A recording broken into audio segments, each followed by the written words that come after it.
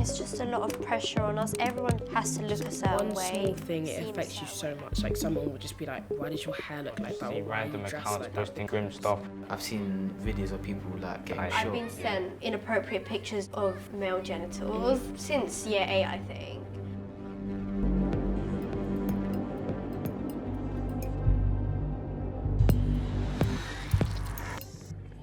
The dangers of smartphones in young adolescents is that really it gives the internet unlimited access to your child.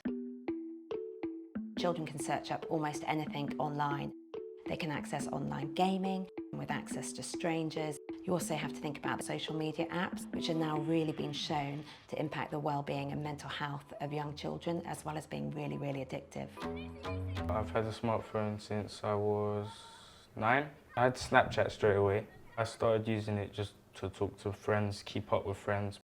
Snapchat for me is the single worst challenge that we have to deal with at school. Children have reported to me that on a weekday it's hundreds of snaps, but at weekends it can be thousands that keep their phone clicking, vibrating. Some children feel that they should be checking all of this. They don't want to miss out. And we all know that they're designed, these apps are designed to be addictive, and that is exactly what they are. You can see something that might scare you or might not be appropriate for your age group. Yeah, and it could scar you for the rest of your life. My son's friends have been duped into giving explicit photos, and those explicit photos have been given to the whole school or the whole year.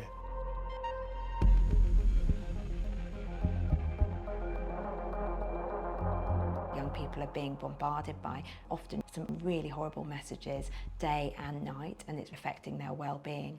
According to one study, sort of 24% people who are bullied online will self-harm as a result.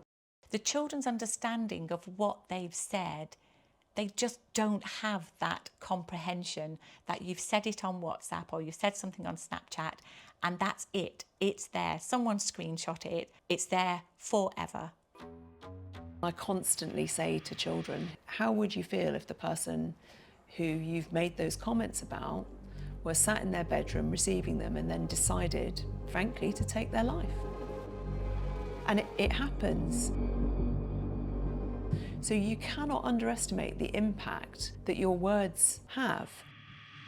They are spending hours a day comparing themselves to other people's perfect, curated images, and these pictures and images are not real. There isn't really much room to be yourself. You kind of have to fall under this category, like you either dress like this, you look like this, or you're really not included and you're not relevant and no one will talk to you and stuff like that. There are lots of discussions around what is the right age to give children access, and most of the apps, the legal age is 13. My view is 16, because between the ages of 11 and 16, most children obviously are going through adolescence at their own rate, whether it's periods, whether it's voices dropping, and we all know there is of course a level of anxiety around that. What you don't need at that stage is social media telling you that this is how it should feel, this is what you should look like. And by the age of 16, most children are through that process. You know, their normal levels of anxiety are through, and hopefully you've got reasonably self-confident humans who can then manage the challenges of social media.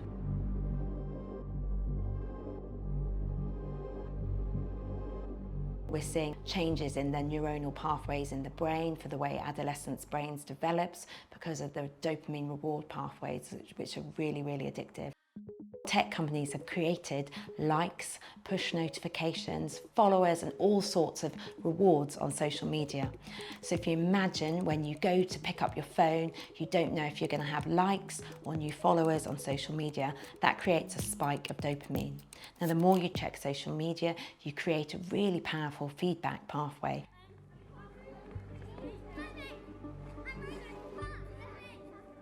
If I were to say to parents, you give your child this device, like a window to the world, walking around in their pocket, your child can hear things, experience things that in a million years you would not want them to hear. I've seen like people post videos of people like getting shot, things like that. People like getting their heads cut off and things like. When I saw it, I was in year 8, and I was like, I felt weird, and like, I couldn't sleep. Ultimately, I think the only way we can protect children is by saying no social media. We don't allow them to smoke cigarettes, we don't allow them to drink alcohol. If we have a rule that stops them, we're okay.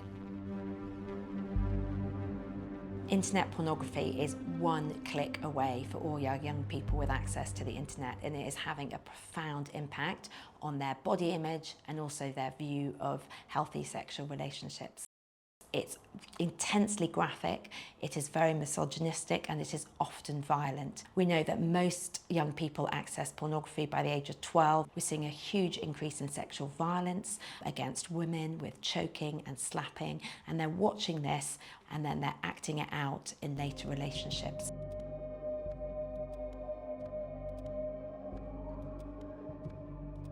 I remember speaking to a boy and he just sent me a picture of what someone was put on his story, and he was like, recreate, and I said no, and then he was like, why not, like it's fun, we can do it, and I was like no, and I told him I'm not comfortable with it, and there was that constant pressure of him trying to convince me, like most boys think that that's normal because it's been normalised in our generation.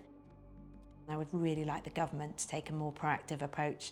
In medicine, we call it a precautionary approach. When something is becoming really obvious that it's having a harm on well-being and health, that's the moment we need to act. My school has just decided to be a smartphone-free school from September, and I honestly couldn't be happier. We've joined Smartphone Free Childhood and completely agree and align ourselves with their principles.